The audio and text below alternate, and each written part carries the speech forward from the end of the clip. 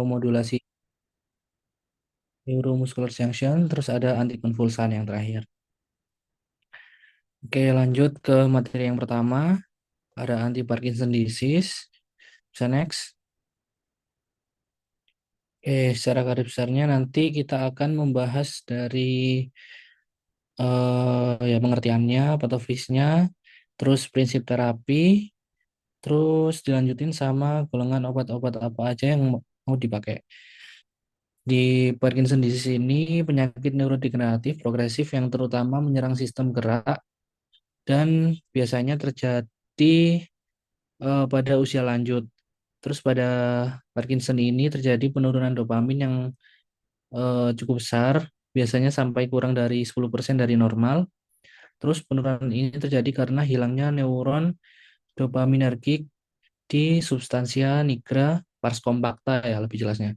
Dan juga degenerasi terminal saraf di striatum. Terus jadi nanti kalau misal ada belum belum eh dopamin ini kan ada 4 jalur ya, ada jalur mesokortikal, mesolimbik, eh, nigrostriatal dan juga tuberoinfundibular. Untuk Parkinson ini jalurnya di nigrostriatal. Terus untuk gejalanya dia punya gejala khas. Nanti buat ngafalinnya bisa pakai singkatan yang ini, jembatan keledai yang TRAP ini. Jadi TRAP itu yang pertama ada tremor, ada R-nya itu rigidity atau kekakuan, terus A itu untuk akinesia dan B itu untuk postural instability. Next. Nah, untuk patofisiologisnya, yang pertama Parkinson ini bisa dipengaruhi oleh beberapa faktor. Yang di atas itu ada 5 faktor ya. Yang pertama ada genetik, lalu ada stres oksidatif. Biasanya itu sebutnya ROS ya, reaktif oksidatif stres. Terus ada gangguan regulasi imun, terus ada pemrosesan protein yang abnormal, ada akumulasi zat toksik seperti besi, terus ada faktor lingkungan yang idiopatik atau belum diketahui secara pasti. Lalu ciri yang penting di Parkinson ini ada terbentuknya Lewy bodies. Jadi Lewy bodies itu apa? Dia itu deposit protein yang abnormal dan berkaitan dengan degenerasi sel saraf dan mengenai di neuron dopaminergic di substansia nigra pars compacta. Terus kalau misal neuron dopaminergicnya hilang itu produksi si dopaminnya itu otomatis menurun. Dan sebenarnya kan awal dopamin turun itu awalnya nggak langsung kelihatan gitu kan. Jadi tubuh itu masih bisa melakukan kompensasi. Jadi gejala belum belum tampak. Tapi kalau misalnya mekanisme kompensasi ini udah gagal, barulah muncul sih gejala-gejala motorik di Parkinson. Karena Parkinson sendiri kan juga progresif ya. Jadi pelan-pelan gitu gejalanya baru keluar. Terus penurunan dopamin ini juga menyebabkan gangguan pada jalur basal ganglia dan berakibat pada penurunan inisiasi gerak. Seperti yang pertama tadi ya yang tak sebutin, bradikinesia atau akinesia. Jadi itu adalah gerakannya si pasien itu akan menjadi lambat gitu daripada orang-orang normal lainnya. Dan juga ada rigidity atau kekakuan. Terus biasanya itu ada disebutnya cogwheel phenomenon. Terus ada resting tremor, ini juga khas banget. Terus yang terakhir ada postural instability tadi, gangguan postur. Terus bisa next. Terus prinsip terapinya ini dibagi jadi dua ya, dua garis besar. Yang pertama kita naikin si dopaminnya. Entah kita memang pure menaikkan dopamin atau kita menghambat si degradasi dari dopaminnya itu. Terus kan tadi ada gejala juga resting tremor kan. Resting tremor ini terjadi karena apa? Karena si tubuh itu kan dopamin dan juga asetilkolin itu harus seimbang. Sedangkan pada Parkinson ini kan otomatis si dopaminnya itu menurun dan asetilkolinnya itu akan menjadi lebih dominan. Nah, karena itu jika asetilkolinnya itu lebih dominan, otomatis akan terjadi gejala-gejala seperti resting tremor itu. Kita bisa ngasih eh, obat yang menurunkan si asetilkolin, contohnya itu antikolinergik ini. Next. Oke, obatnya apa aja sih? Ada ini ya, ada 4, levodopa, dopamin agonis, MAO inhibitor, muscarinic, acetylcholine, reseptor antagonis. Bisa next lagi. Nah, ini obat-obatannya. Aku rangkumin jadi satu aja. Sebenarnya agak banyak, cuman biasanya itu, loh, kok ini? Bentar ya. Nah, jadi yang utama itu yang pertama adalah tetap ya kita kasih levodopa. Levodopa ini dipakai karena dia itu adalah prekursor dopamin. Jadi apalagi ini prekursor dopamin, otomatis dia ini bisa melewati si blood-brain barrier. Bisa dilihat itu ya, yang ada tulisannya. Terus di otak itu dia dikonversi menjadi dopamin sama enzim DDC atau dopa dekarboksilase. Sama DDC itu dia berubah jadi dopamin, terus efeknya apa? Efeknya otomatis akan meningkatkan kadar dopamin di striatum, jadi bisa memperbaiki gejala-gejala motorik, terutama si bradykinesia sama rigidity atau kekakuan itu. Terus efek sampingnya bisa dilihat di kanan sendiri, itu ada dyskinesia, on-off effect, terus mual, anoreksia, hipertensi, dan juga halusinasi atau delusi. Terus yang golongan kedua ini ada dopa dekarboksilase inhibitor perifer. Contohnya karbidopa. Jadi mekanisme of action-nya ini dia menghambat konversi levodopa menjadi dopamin di perifer. Jadi si levodopanya itu lebih banyak masuk ke otak. Terus kalau misalkan nanya, loh kenapa kok DDC-nya itu dihambat, sedangkan DDC-nya itu mengubah si L-dopa menjadi dopamin. Karena si eh, DDC inhibitor atau dopa dekarboksilase inhibitor ini kerjanya itu di perifer. Jadi bisa dilihat di atas itu, yang di luar, di atas sendiri, yang di luar brain barrier, itu kan ada karbidopa dan juga benserit.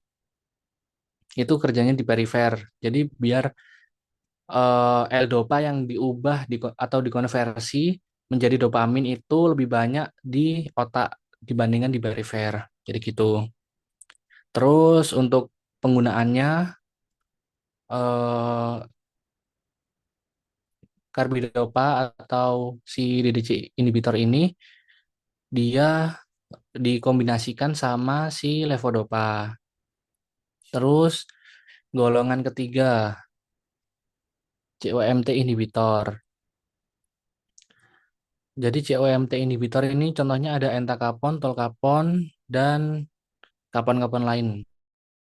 Terus obat ini menghambat enzim COMT yang memetabolisme levodopa dan juga dopamin. Jadi kalau dihambatkan metabolismenya, otomatis durasi kerja dari levodopa ini menjadi lebih panjang. Terus obat ini bisa dipakai buat terapi tambahan pada pasien yang mengalami wearing off atau end of dose motor fluctuation ya. Terus selanjutnya golongan keempat ada dopamin agonis. Nah, contohnya ini ada pramipexol, ropinrol, rotigotin, bromokriptin, dan lain-lain. Obat ini kerjanya itu eh, menstimulasi langsung reseptor si dopamin, bisa dilihat yang di bawah sendiri ya, yang di dekat celah sinap itu dia menstimulasi reseptor dopamin terutama pada reseptor D2 dan juga D3. Karena langsung kerjanya itu di reseptor, obat ini tuh nggak perlu dikonversi menjadi dopamin. Jadi efeknya itu langsung gitu, langsung kerja tanpa harus membutuhkan si DDC ini atau enzimnya. Untuk efek sampingnya ada mual, muntah, ngantuk, halusinasi, terus perilaku impulsif, dan juga untuk selanjutnya ada golongan yang ke berapa ini? Kelima, ada MAOB inhibitor.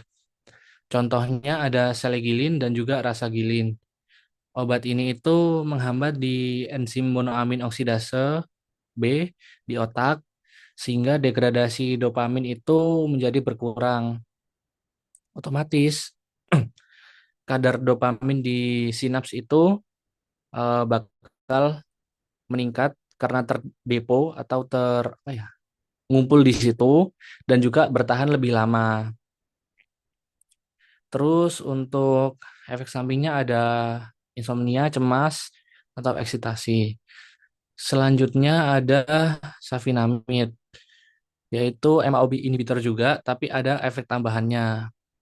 Dia itu selain menghambat MAOB, MAOB itu safinamid juga memiliki efek non-dopaminergic melalui blokade kanal natrium dan juga memodulasi kanal kalsium tipe N. Jadi dapat menurunkan pelepasan glutamat berlebih. Untuk mekanisme si glutamat ini nanti kalian bakal temuin di obat antikonvulsan selanjutnya. Terus golongan berikutnya ada amantadin. Amantadin ini bekerja dengan meningkatkan pelepasan dopamin dan menghambat reseptor NMDA. Obat ini juga dapat membantu gejala Parkinson ringan dan juga mengurangi diskinesia akibat penggunaan levodopa jangka panjang. Untuk efek sampingnya bisa dibaca sendiri. Terus yang terakhir ada antikolinergik atau antagonis muskarinik. Contohnya trihexylphenidil, prosilidin, dan lain-lain. Obat ini itu kerjanya menghambat reseptor muskarinik asetilkolin sehingga mengurangi aktivitas kolinergik yang relatif berlebihan di striatum. Terus obat ini itu untuk indikasinya, untuk penggunaannya itu untuk mengurangi racing tremor, rigidity, atau eh, sialorea. Terus efek sampingnya adalah mulut kering, konstipasi, penglihatan kabur, dan lain-lain yang berhubungan dengan muskarinik efek. Nah, untuk obat-obatnya mungkin itu aja. Jadi nanti eh, bisa dihafalin. Selanjutnya kita latihan soal dulu.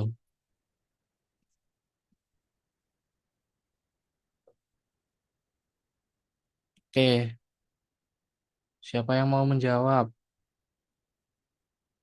Siapa yang mau bacain dulu deh? Siapa yang mau bacain dulu?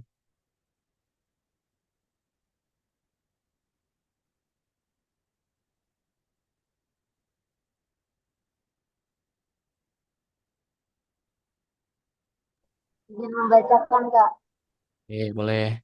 Seorang laki-laki usia 68 tahun datang dengan keluhan tangan kanan bergetar saat istirahat, gerakan menjadi lambat, dan tubuh terasa kaku. Dokter mendiagnosis pasien dengan Parkinson disease. Pasien diberikan kombinasi carbidopa dan carbidopa. Apa tujuan pemberian carbidopa pada pasien? Apa jawabannya?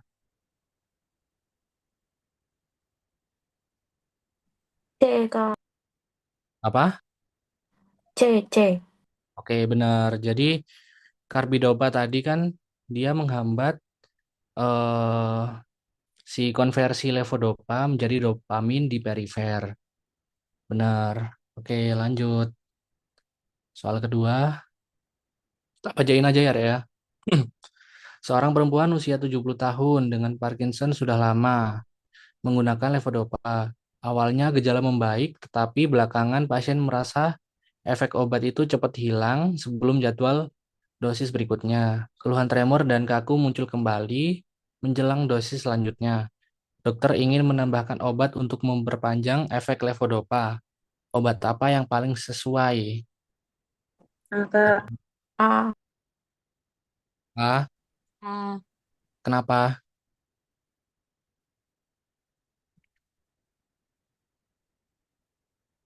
Ada di tabel yang nomor 3 Kak, yang efek terapinya memperpanjang durasi kerja levodopa. Oke, benar. Dia golongan apa? COMT inhibitor.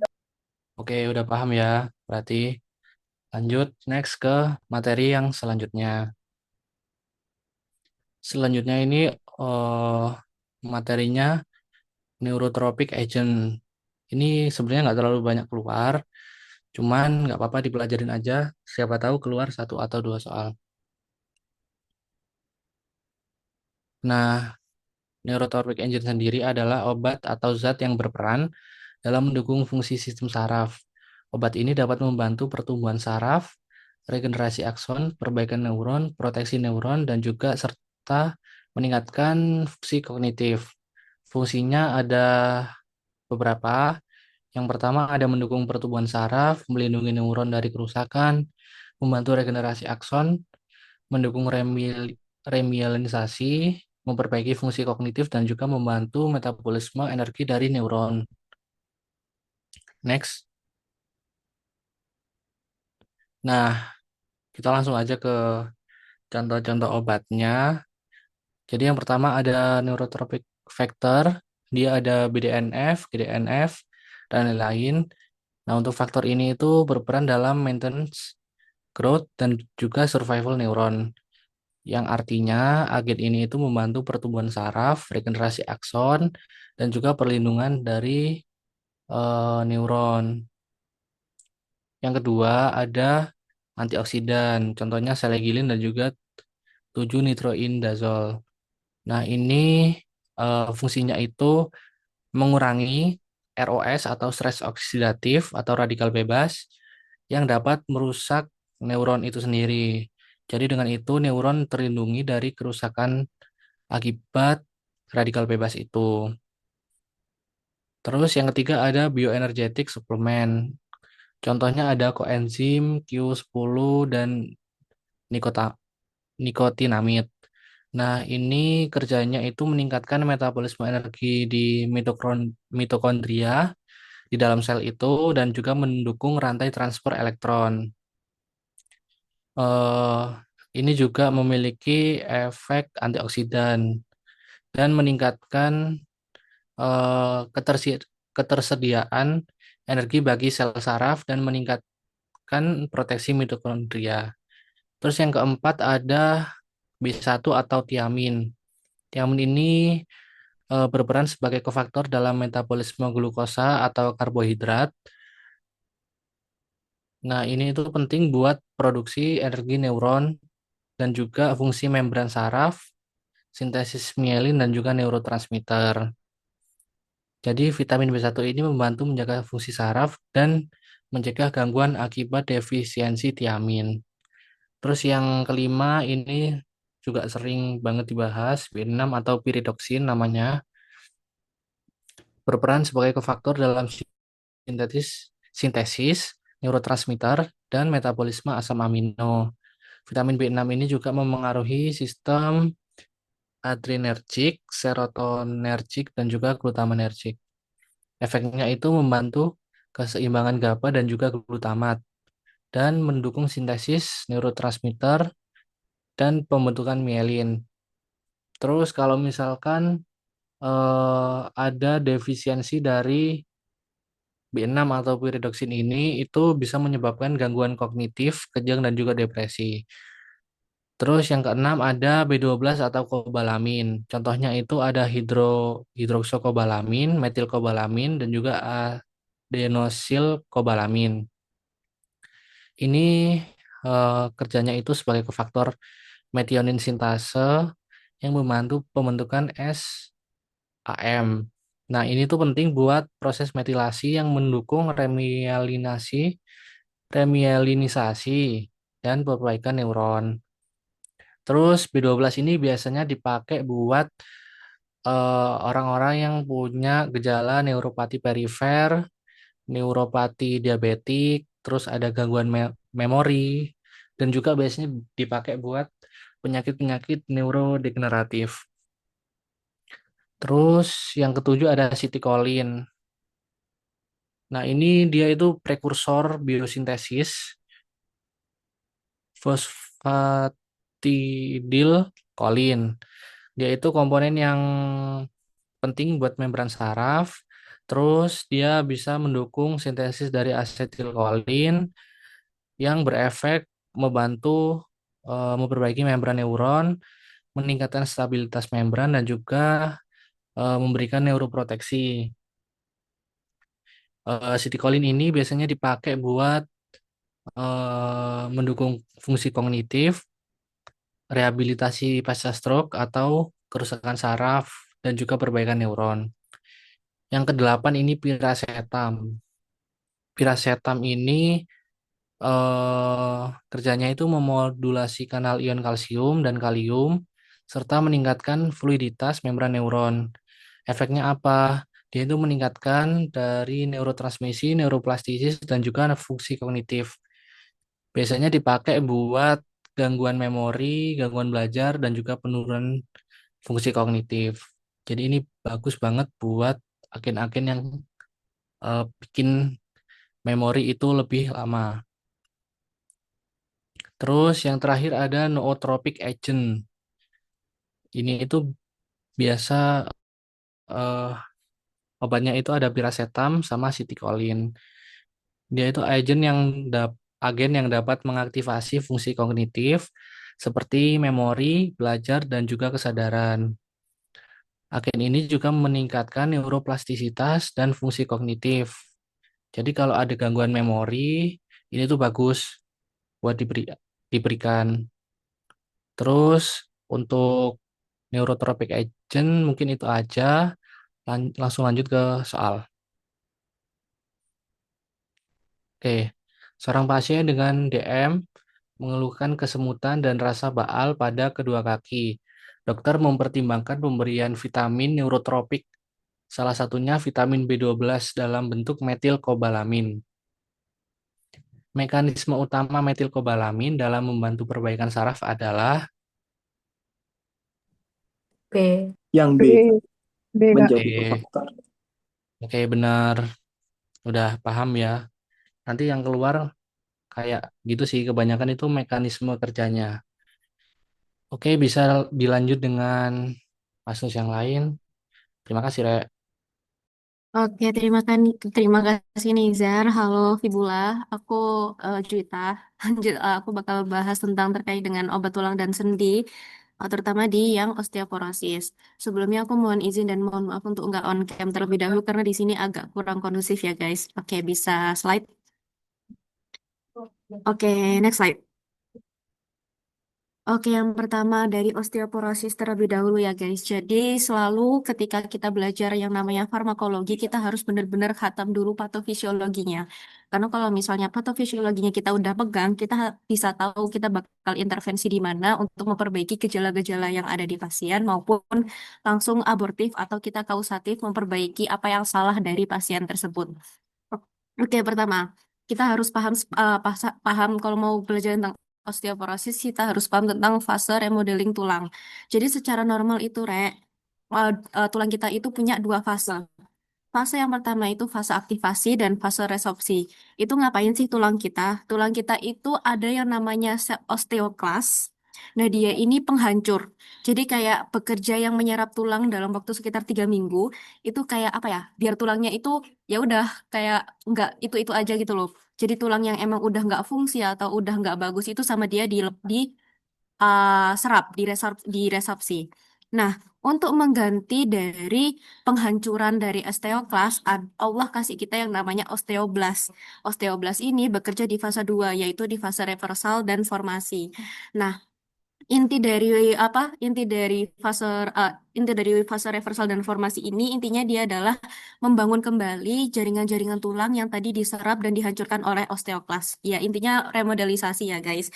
Nah, ini sayangnya osteoklas ini, yang osteoklas menghancur tadi, dia kerjanya lebih cepat 3 minggu, sedangkan osteoblas butuh waktu 3 bulan untuk mengembalikan apa yang dirusak oleh osteoklas.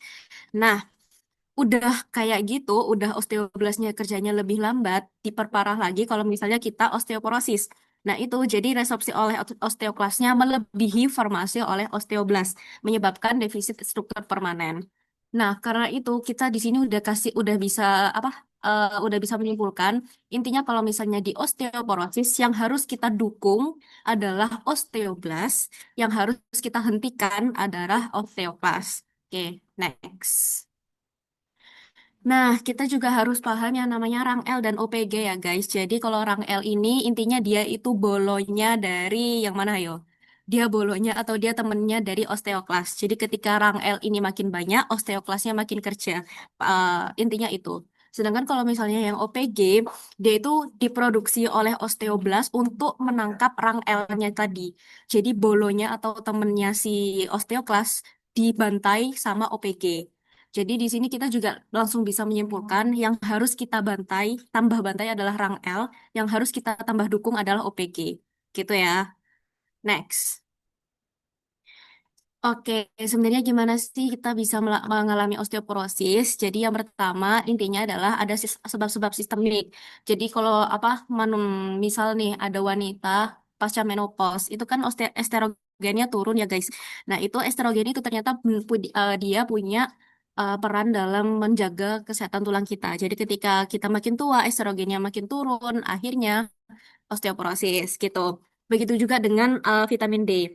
Nah, jadi penurunan estrogen dan vitamin D yang turun sepanjang usia ini, terutama untuk pada wanita, dia ini akan memicu kenaikan hormon dari paratiroid atau hormon PTH untuk sebagai kompensasinya gitu loh guys. Nah sayangnya PTH ini meskipun sebagai kompensasi, dia punya side job. Side jobnya adalah dia mencuri kalsium dari tulang demi menjaga keseimbangan darah gitu.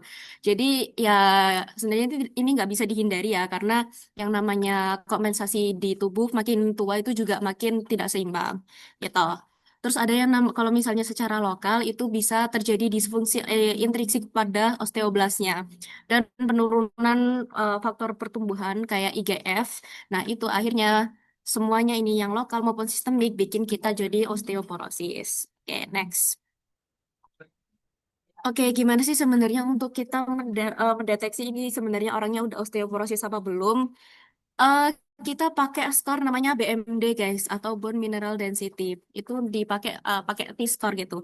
Normalnya T-score-nya itu ya seperti yang udah bisa kalian lihat kurang dari 1,0. Kalau misalnya 1,0 sampai min 2,5 itu osteopenia. Kalau osteoporosis itu T-score-nya kurang dari 0, min 2,5 dan intervensi terapinya biasanya dimulai kalau misalnya T-score-nya udah kurang dari min 2,0. Dan itu kalau misalnya tanpa faktor resiko ya. Tapi kalau misalnya orangnya ini udah punya faktor resiko, kayak dia udah di atas 50 tahun atau dia udah menopause, ya, itu kalau misalnya T-score-nya udah di bawah min 1,5, itu udah langsung harus kita intervensi pakai obat-obatan osteoporosis. Oke, next. Oke, ini tadi yang udah aku bilang ya guys, inti dari terapinya dari osteoporosis itu kita harus mendukung osteoblast dan OPG dan kita harus ngerem atau kita harus memberantas rang L sama osteoklas. Nah, pertama dari jalur resorptifnya atau jalur pengereman itu untuk yang fokusnya menghambat osteoklas itu contohnya adalah di obat namanya golongan bifosfonat. Bifosfonat ini first line ya guys. Jadi dia ini seperti yang kalian udah baca di situ dia itu istilahnya jadi racun sitotoksis untuk osteoklasnya. Jadi dia langsung membunuh dari osteoklas gitu. Tapi kalau misalnya yang denosumab itu dia hal kerjanya hampir sama kayak OPG. OPG tadi kan dia memberantas dari rang L ya guys. Nah, ini kayak ditemenin sama denosumab gitu. Terus yang ketiga ada SERM itu atau hormonal itu terkait dengan estrogen ya guys. Jadi dia agonis estrogen tapi uh, gini, SERM itu selektif estrogen modulator kalau nggak salah ya. Dan, di next slide ada. Nah itu dia kadang jadi agonis estrogen di tulang, tapi dia jadi antagonis estrogen di jaringan lain. Jadi selektif gitu. Jadi kayak sesuai dengan apa yang dibutuhkan. Jadi kalau misalnya kita mau milih SERM yang buat apa? Milih SERM yang buat osteoporosis itu biasanya kita pakai yang namanya SERM obat raloxifene karena dia agonis estrogen yang langsung ke tulang gitu. Terus selanjutnya kalau misalnya kita mau menghambat jalur anabolik itu kita pakai biasanya teriparatide. Dia analog dari paratiroid hormon yang dia menstimulasi atau mendukung dari osteoblasnya. Oke, next. Oke, ini tabel obatnya ya guys. Ya, seperti biasa, paling pertama ada bifosfonat atau dari lini pertamanya. Contohnya adalah alendronat, zolendronat, risedronat. Ini mekanismenya yang udah aku jelasin tadi. Terus catatan khususnya, jangan sampai kalian kasih ke orang yang punya riwayat esofagitis atau punya osteonekrosis rahang atau fraktur atipikal karena pasti akan memperparah.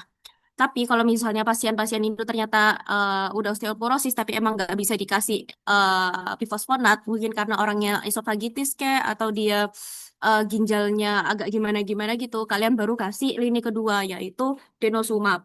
Oke, tapi denosumab catatan khususnya adalah dia hipokalsemi dan kadang-kadang juga ada resiko rebound fracture.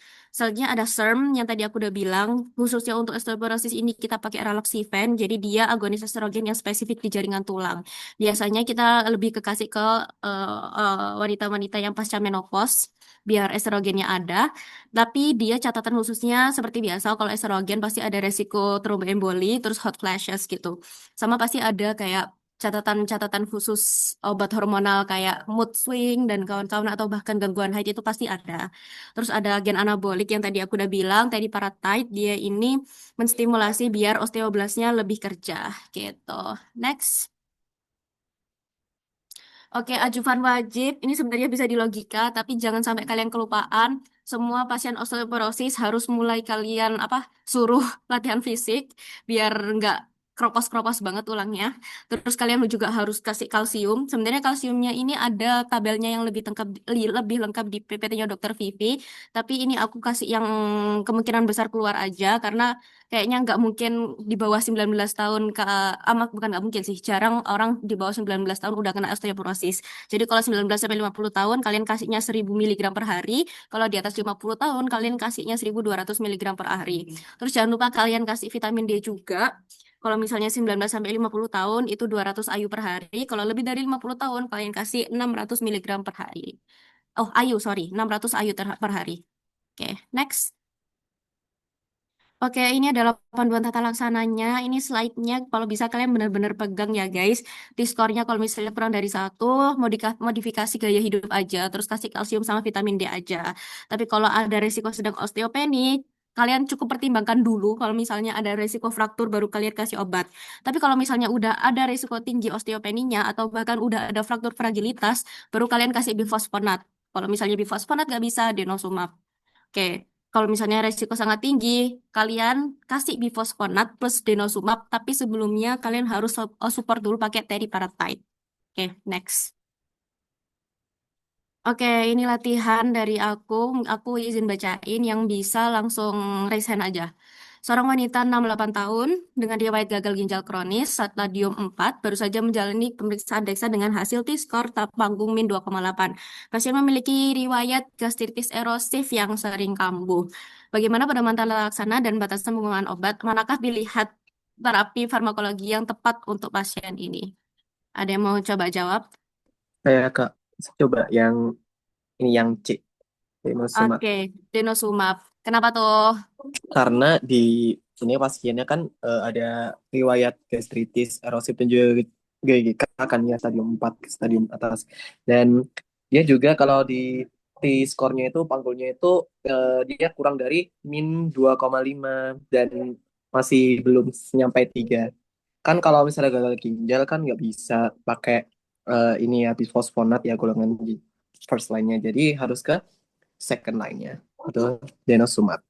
Oke, pintar, applause. Bener banget, semua rasionalisasinya juga tepat. Thank you, Narendra. Next. Oke, yang kedua, aku izin bacain yang bisa langsung on mic aja. Seorang wanita pasca menopause berusia 55 tahun dengan T-score 2,1 didiagnosis memiliki kelainan resiko tinggi terkena kanker payudara berdasarkan riwayat keluarga dan model penilaian resiko. Pasien sangat khawatir mengenai kesehatan tulang sekaligus pencegahan kanker payudara. Manakah agen farmakologi yang paling tepat memiliki manfaat ganda pada pasien ini?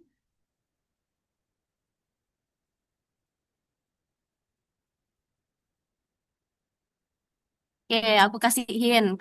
Hint pertamanya dia pasca menopause. Yang kedua, dia ada resiko kena kanker payudara. Oke, itu. Kalian berarti, oke. Raloxifene. Apa? Raloxifene. Sorry, agak putus-putus. Raloxifene, Kak. Oke, benar. Kenapa tuh kamu kasih Raloxifene? Itu tadi hint dari kakaknya yang pasca menopause. Oke, benar-benar. Oke, thank you guys. Sekian dari aku. Semoga lancar untuk ujian besok. Kalau ada yang ditanyain, langsung hubungin aku aja. Aku serahin ke asas berikutnya.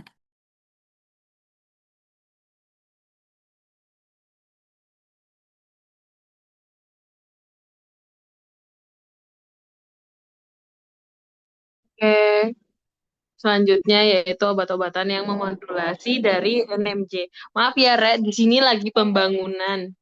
Jadi misalnya kalau suaranya nggak jelas langsung ngomong ya. Ya, pertama kita eh, tentang obat-obatan yang memodulasi dari NMJ. Nah, jadi sebelumnya itu kita harus tahu dulu apa namanya step gimana sih terjadinya ya Allah gimana sih terjadinya si kontraksi dari otot. Nah, pertama itu dia terjadi depolarisasi aksial pada ujung saraf presinap. Nah, itu membuka kanal kalsium tipe N, terus akhirnya terjadi pelepasan di neurotransmitter. Nah, akhirnya si kalsium atau Ca2+ ini masuk ke sel. Akhirnya vesikel yang berisi asetilkolin itu bergerak ke membran terminal, terus akhirnya terjadilah si eksositosis. Jadi si kalsium ini bertindak sebagai kuncinya terjadinya si sinyal kimia. Nah, akhirnya karena si asetilkolin ini kan dilepaskan ke klep apa ya, si klep sinap, akhirnya dia berikatan dengan reseptor nikotin pada membran di end plate atau posinap itu si otot akhirnya terjadi sinyal kimia ke otot tersebut. Nah, terus akhirnya eh, kalau sudah si asetilkolin itu berikatan dengan si kanal ion, akhirnya meningkatkan permeabilitas natrium kalium dan terjadilah si depolarisasi lokal di end plate itu gitu. Jadi ya udah kalau misalnya si asetilkolinnya udah nempel, terus akhirnya terjadi depolarisasi, terus habis itu nanti natriumnya masuk, terus akhirnya terjadilah si potensial aksi ke otot-otot tersebut. Oke, next.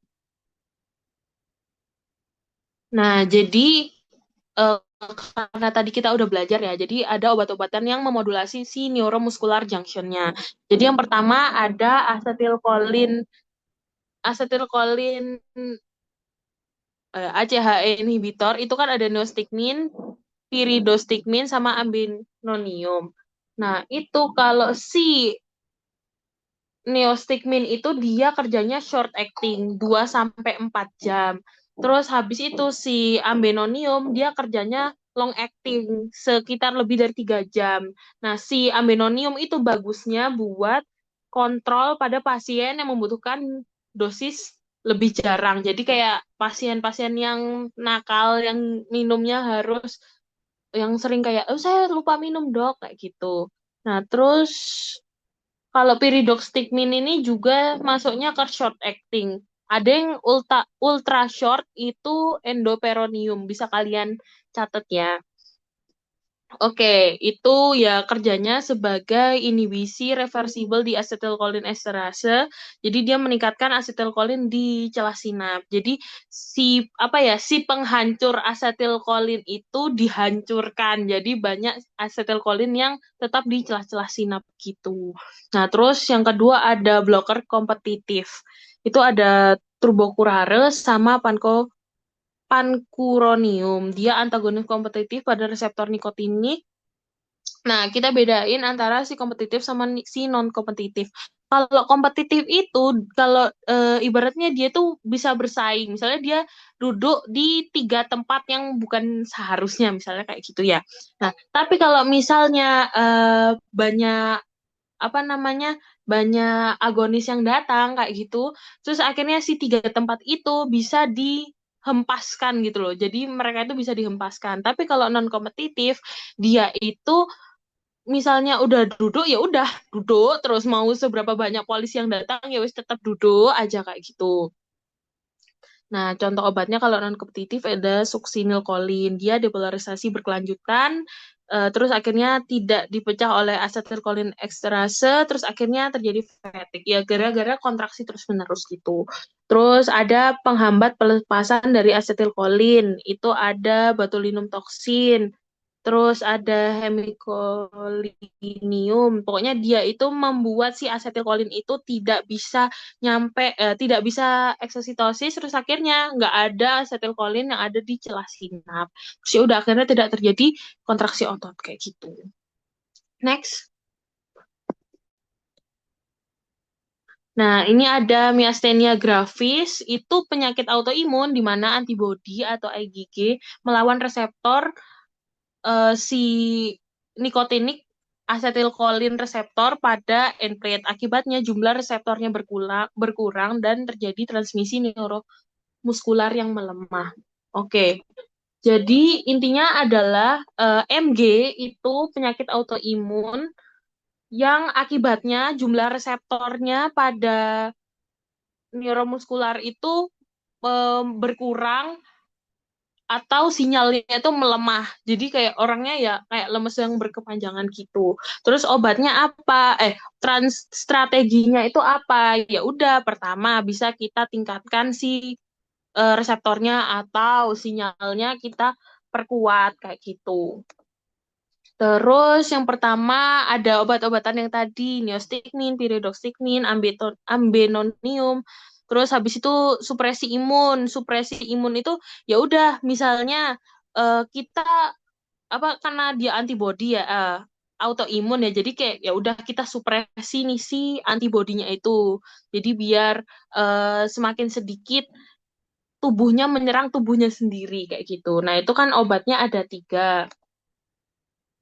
Ada si glukokortikoid atau ya kortikosteroid, ada prednison, ada azathioprin sama siklosporin.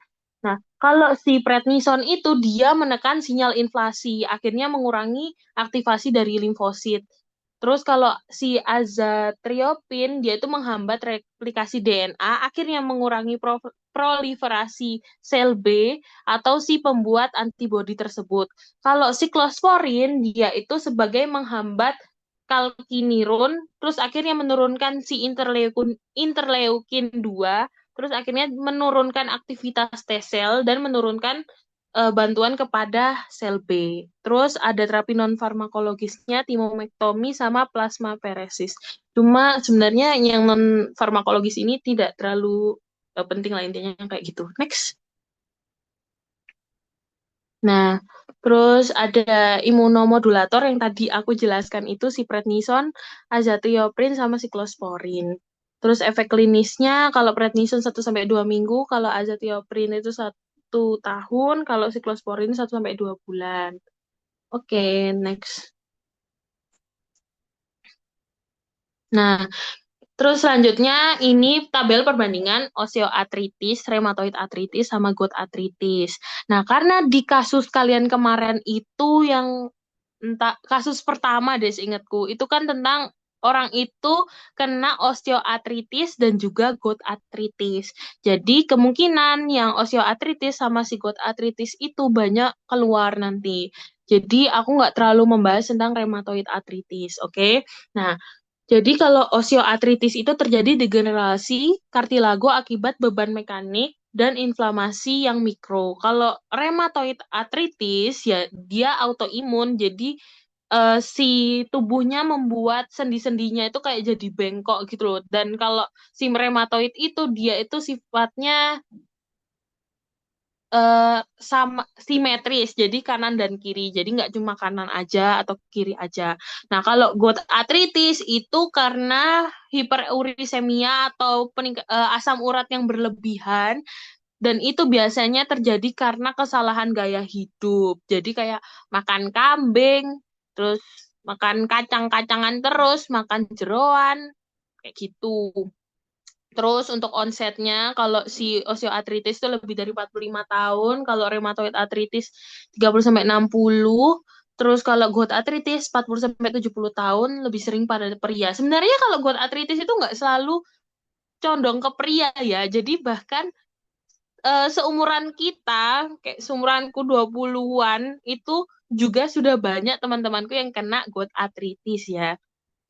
Nah, terus kalau osteoartritis, sendi yang terlibatnya itu ya sendi-sendi yang biasanya kena beban berlebih, contohnya lutut, pinggul, terus habis itu eh ya dan lain-lain lah. Terus habis itu kalau rheumatoid arthritis itu dia biasanya kena sendi-sendi kecil. Kayak misalnya apa sih jari-jari tangan. Jadi bengkok kanan dan kiri. Terus habis itu kalau si gout arthritis itu biasanya terjadi di metafalang 1. Jadi si apa namanya si gout arthritis itu khasnya kalau di soal biasanya ya dia itu bilang terjadi pembengkakan di jempol atau kakinya atau tangannya kayak gitu. Terus nyeri terus menerus, nggak hilang kayak gitu. Terus kalau osteoartritis gejalanya ya nyeri kekakuan kurang dari 30 menit berkurang pada istirahat. Kalau rheumatoid arthritis dia nyerinya inflamasi kaku pada pagi hari, terus bengkak. Nah, kalau gout arthritis, dia tuh nyerinya pokoknya tajam, tiba-tiba merah, edem, terus tidak berkurang dengan istirahat. Nah, kalau terapinya si osteoartritis itu bisa pakai NSAID sama si sisa doa. Nanti kita bahas. Kalau rheumatoid arthritis, ya obatnya ini ada banyak dan yang harus kalian tahu cuma metotrexat itu aja sih. Sama NSAID sama kortikosteroid. Kalau gout arthritis, nah ini kita harus bedakan kalau waktu flare atau waktu inflamasinya, terus habis itu waktu kita mau menurunkan si asam uratnya kayak gitu. Terus prognosisnya ya tidak terlalu penting, bisa di next. Oke, pertama ada osteoartritis, next. Ya, osteoartritis itu kan biasanya menyerang orang tua ya. Jadi apa antar sendinya itu intinya celahnya itu sempit. Celahnya sempit, terus habis itu eh, dipakai gerak-gerak terus, jalan-jalan terus, akhirnya bergesekan karena bergesekan terus akhirnya terjadi inflamasi kayak gitu. Makanya dia nyeri dan berkurang pada saat istirahat. Karena kalau istirahat kan nggak dipakai ngapa-ngapain ya udah si osteonya tidak saling bergesekan seperti itu. Nah, itu ada contoh kartilago yang sehat sama yang orang kena osteoartritis. Ya pokoknya semuanya jadi inflamasi terus sudah buruk semuanya kayak gitu. Next. Next. Oke. Pertama kita bahas obat-obatan osteoartritis. Nah, paling pertama itu kita kasih yang topikal, yang disebutkan sama dokternya sih diclofenac gel 1% atau 2%. Nah, kalau topikal, kenapa kok paling pertama itu topikal? Pertama, biar dia tidak menyerang si sistemik orang tersebut. Jadi kayak ya udah lokal. Misalnya nyerinya di lutut, ya udah diolesinnya di lutut aja. Terus habis itu Tapi kalau misalnya kayak pinggul kan udah nggak bisa ya, itu pakai topikal. Jadi ya bisanya kasih yang oral kayak gitu. Nah, kalau si NSAID topikal itu mekanismenya sebenarnya sama ya, inhibisi siklooksigenase. Terus akhirnya terjadi penurunan prostaglandin lokal gitu. Nah, terus yang kedua ada NSAID oral, ada ibuprofen, naproxen, celecoxib. Nah, tapi NSAID oral itu kalian harus tahu dulu orangnya gimana kalau misalnya nanti di soal gitu. Jadi misalnya orangnya bilang ada sakit apa namanya? Ada ulkus lambung atau ada GERD, ya jangan kamu kasih yang dia kok satu, atau orangnya bilang dia pasca stroke, atau dia bilang ada riwayat pokoknya riwayat kardiovaskular itu jangan kamu kasih yang COX-2. Jadi kalau NSAID oral itu tergantung dari riwayat pasien tersebut gitu. Terus dikasih kalau misalnya topikal udah gak cukup atau tetap nyeri. Kalau kortikosteroid intraartikular itu dia buat apa namanya kayak inflamasi akut kayak gitu. Jadi atau kayak apa ya, sendinya itu membengkak, si kalor dolor tugor fungsi olesan itu baru pakai si kortikosteroid. Dia tambahan kalau terjadi flare aja. Nah, terus ada ini duloxetin. Itu opsional tapi tersebut kayak gitu. Jadi yang penting adalah si duloxetin kalau di sini. Dia kerjanya apa? Meningkatkan serotonin, terus habis itu norepinefrin pada jalur sentral, terus dia sebagai analgesik.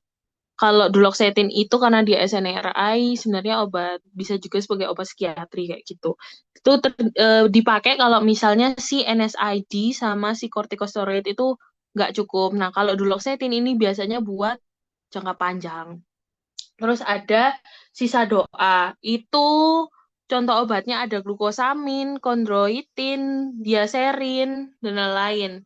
Dia mekanismenya meningkatkan sintesis proteoglikan.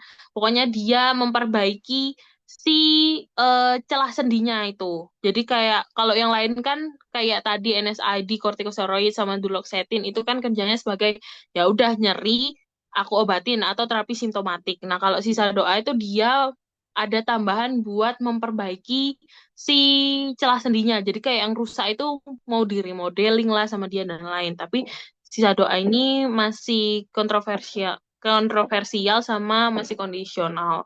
Terus kalau obat yang tidak direkomendasikan itu pertama ada paracetamol, opioid, terus steroid oral, terus anti TNF, demoat, sama bisfosfonat. Kenapa?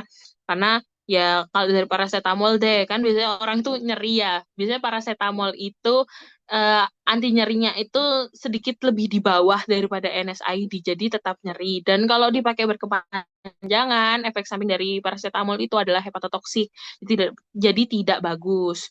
Terus opioid nanti dia bisa apa namanya adiktif, jadi ya tidak disarankan. Terus mekanisme kerjanya analgesik lemah, resikonya tinggi dan masih belum terbukti.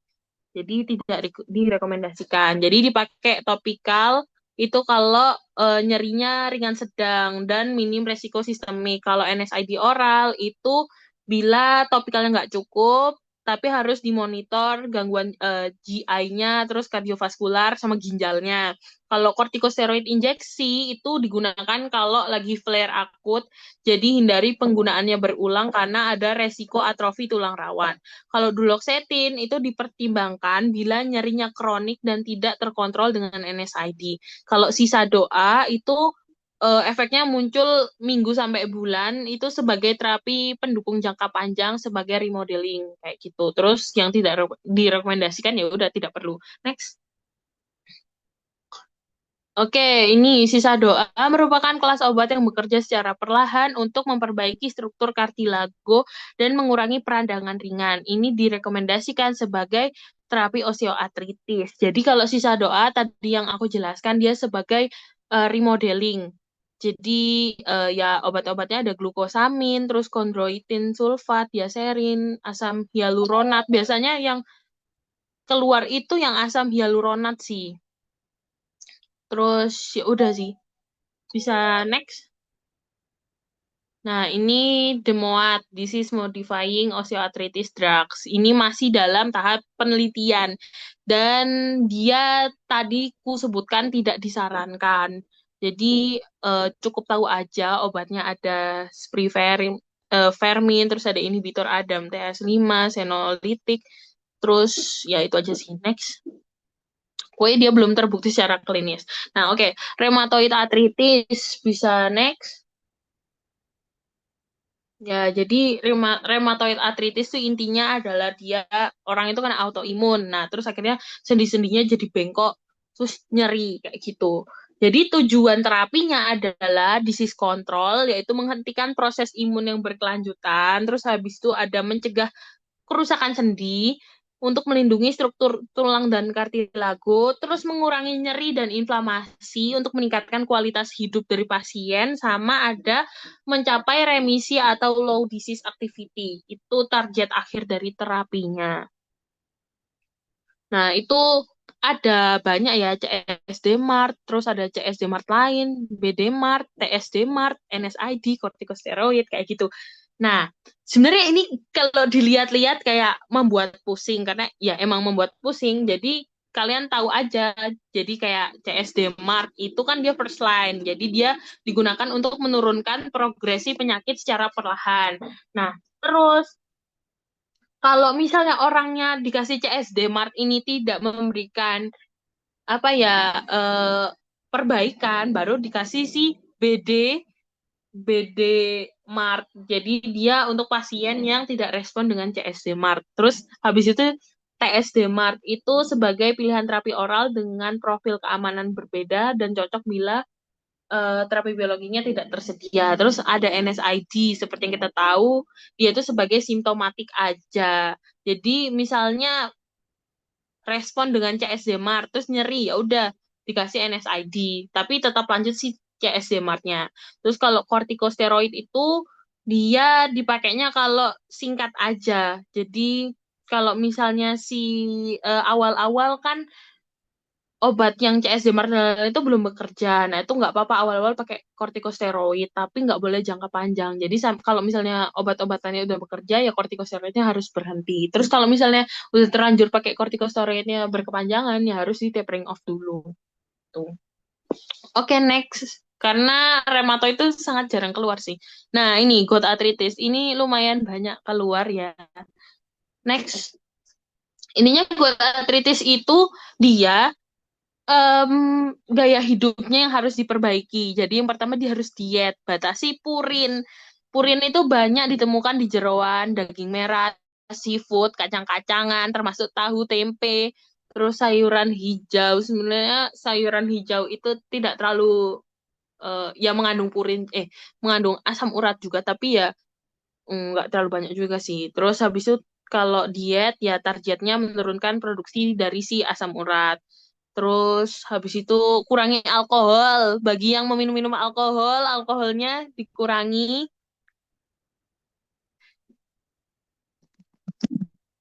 Nah, alkoholnya dikurangin, soalnya bisa bikin asam urat juga.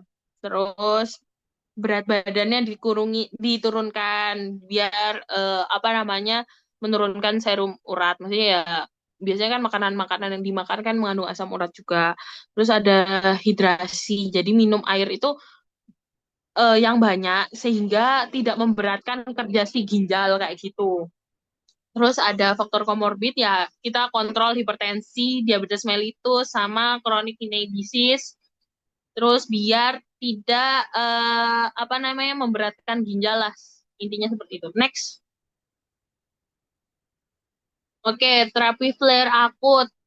Itu terapi kalau misalnya serangan. Yang pertama sebenarnya harusnya colchicine itu paling atas. Jadi colchicine itu dia kayak khusus, kayak bukan khusus sih, tapi kayak disarankan banget buat orang yang kena si gout arthritis. Tapi dia cuma bekerja, dia efektif kalau 36 jam. Itu salah ya, 24 jam. Itu 36 jam pertama.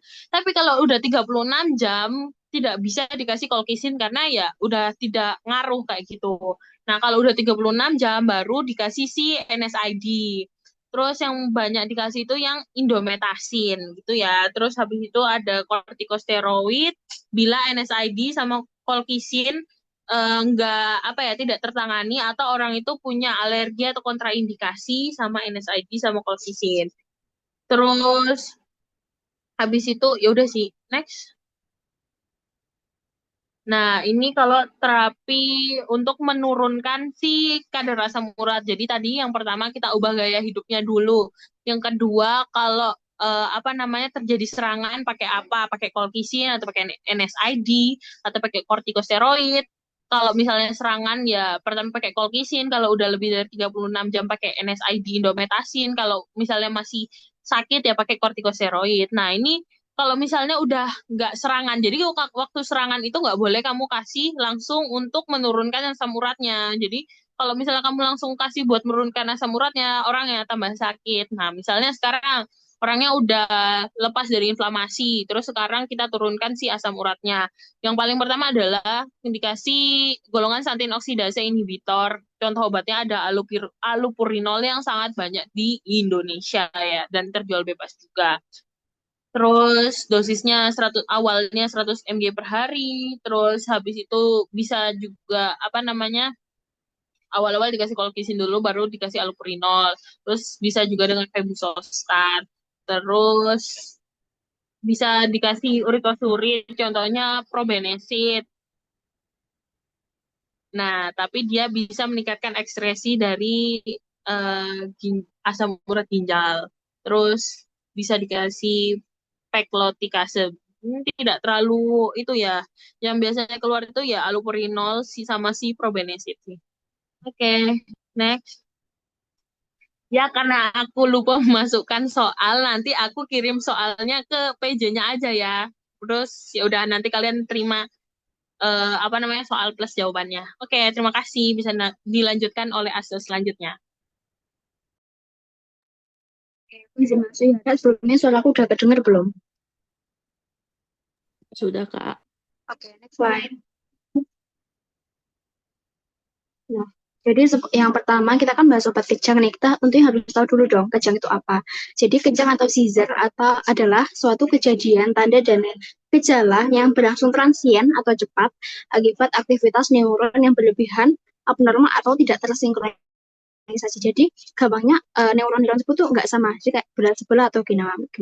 Nah, secara gampangnya ini dari PPT Dokter Tara, kejang itu kebanyakan excitatory atau glutamat dan kekurangan neuron inhibitory atau GABA. Jadi dia itu kebanyakan yang merangsang, dia itu kurang yang menghambatnya itu. Next slide.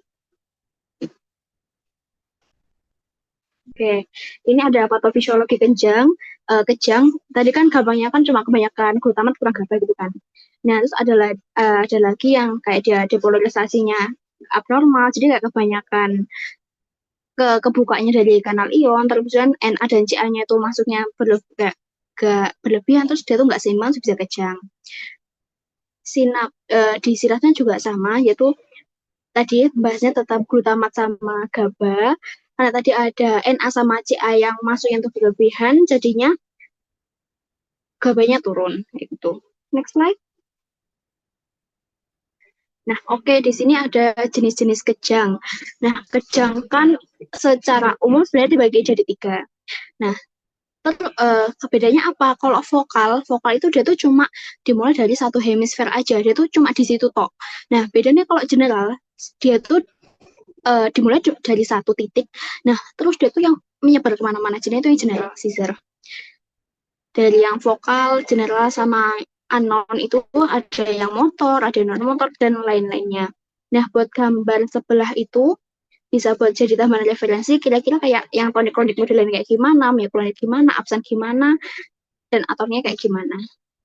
Biar kalian bisa bedain kayak jenis kejang itu kayak gimana. Oke, next slide.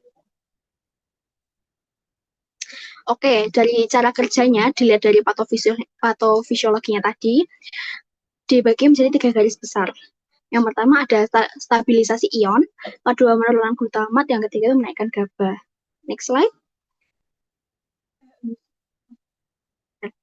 Oke, kita bahas yang pertama dulu. yaitu ada stabilisasi ion. Nah, tadi kan di patofisiologi kan aku udah jelasin, udah singgung nih soal Na sama Ca ini. Oke, kita bagi nih pergolongannya. Kalau Na channel blocker itu contoh obatnya yang paling sering di highlight sama dokter itu ada phenytoin, carbamazepine, dan kawan-kawannya itu. Gimana mekanisme kerjanya dia itu? Karena sesuai dengan namanya yaitu Na channel blocker, berarti dia ngeblok di kanal Na-nya itu. Oke. Karena dia ngeblok di kanal Na sehingga menaikkan durasi inaktivasi kanalnya. Karena dia inaktif, makanya si Na ini nggak bisa masuk. Karena nggak bisa masuk, terus nggak ada potensial aksi dan nggak ada keselanjutan ke sinapnya. Efek sampingnya kayak drug-induced gingival overgrowth, terus dari GI sama cardiovascular problem. Oke. Terus yang kedua, yang channel blocker ada 2. Bedanya di ngeblok di subtipenya dia. Oke, kalau etosusimat sama valproat, dia itu ngeblok kanal Ca di tipe T. Sama, karena dia diblok, berarti Ca-nya nggak bisa masuk ke sel, terus nggak ada potensial aksi. Efek sampingnya karena dia kebanyakan efek samping, makin dia bukan first line-nya dia. Oke, terus yang kedua itu ada gabapentin sama pregabalin. Sama, ngeblok di Ca channel blocker, tapi beda di subtipenya P ini, terus di subtipe alpha 2 beta 1. Efeknya apa? Ca-nya nggak bisa direkam, Ca-nya nggak bisa masuk, terus nggak ada potensial aksi. Efek sampingnya ada ataksia, headache, sama insomnia. Next slide. Oke, ini dari mekanisme kerja yang kedua, yaitu menurunkan glutamat atau eksitatornya atau yang merangsangnya tadi. Nah, di sini dibagi menjadi 3 tempat, yaitu ngebloknya di mana aja. Yang pertama, ngeblok di SV2A. Contoh obatnya adalah levetiracetam, brivaracetam, yang belakangnya setam itu berarti SV2A. Gimana sih mekanisme kerjanya dia itu? Menurunkan pelepasan glutamat dan menaikkan pelepasan GABA. Efek sampingnya kebanyakan GI problem, skin rash, sama insomnia. Oke. Nah, yang kedua itu ngeblok di reseptor AMPA. Nah, seperti yang kita tahu, kalau glutamat itu kan punya 2 reseptor, AMPA sama NMDA itu. Nah, ini ngebloknya di reseptor AMPA-nya dulu. Obatnya ada perampel. Mekanisme sesuai dengan namanya, itu ngeblok di reseptor AMPA, terus glutamatnya yang merangsang itu nggak bisa nempel, terus nggak ada potensial aksi. Efek sampingnya kelelahan, somnolen, pusing. Selanjutnya ada ngeblok di reseptor NMDA, obatnya ada felbamate, efek MOA-nya ngeblok di reseptor NMDA, harapannya sama, glutamatnya nggak bisa nempel, nggak ada potensial aksi. Efek sampingnya ada anemia aplastik, hepatitis. Next. Oke, ini yang agak banyak. Oke. Yang pertama dengan cara meningkatkan produksi dari si GABA atau meningkatkan produksi dari yang menghambat glutamat. Mekanisme kerjanya dibagi ada menjadi menghambat metabolisme GABA, GABA agonis, dan menghambat reuptake. Oke, yang pertama kita bahas di golongan yang agonis pada reseptor GABA-A. Ada 2 golongan di sana itu ada golongan benzodiazepin sama golongan barbiturat. Sebenarnya dia tuh MOA-nya hampir sama. Itu sama-sama berikatan pada situs allosterik GABA. Tapi bedanya kalau benzodiazepin itu memperbanyak frekuensi, betul dia itu semakin banyak membukanya, semakin banyak berikatannya. Nah, tapi kalau golongan barbiturat itu dia itu memperlama durasinya. Oke. Durasi apa? Yaitu kayak pembukaan kanal si klornya itu. Karena dibuka kanal klornya, jadi dia hiperpolarisasi, terus istirahat. Efek sampingnya buat yang golongan benzodiazepin itu ada adiksi atau kecanduan, terus sedatif atau mengantuk. Buat yang golongan barbiturat ada agitasi, sedatif, hypotrombinemia newborn. Oke. Terus yang bagian menghambat metabolisme GABA, contohnya ada vigabatrin, MOA-nya menghambat enzim GABA transminase. Jadi maksudnya enzim GABA transminase itu enzim yang mendegradasi GABA atau enzim yang membuat GABA itu cepat turun. Karena enzim itu dihambat, makanya GABA itu tetap naik. Efek sampingnya apa? Yaitu meningkatkan BB dan juga nistagmus. Yang terakhir ada menghambat reuptake GABA, contohnya ada tiagabin. MOA-nya yaitu memblokir pada reseptor NMDA, sehingga glutama itu nggak bisa nempel dan nggak terjadi potensial aktif. Efek sampingnya itu anxiety, depresi, sama tremor. Next slide. Oke, sudah selesai. Apakah ada yang ditanyakan?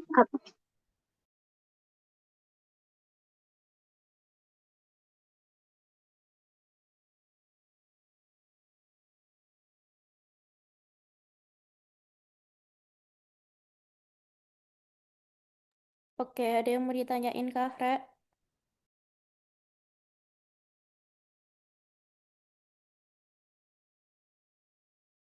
Masih belum, Kak.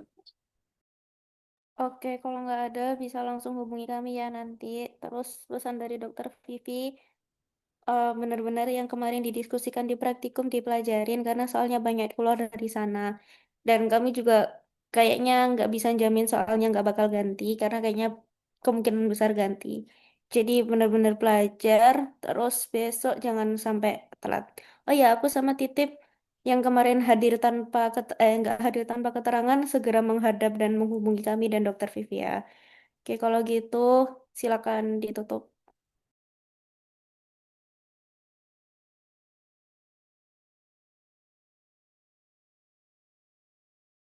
Baik, sebelum mengakhiri mandiri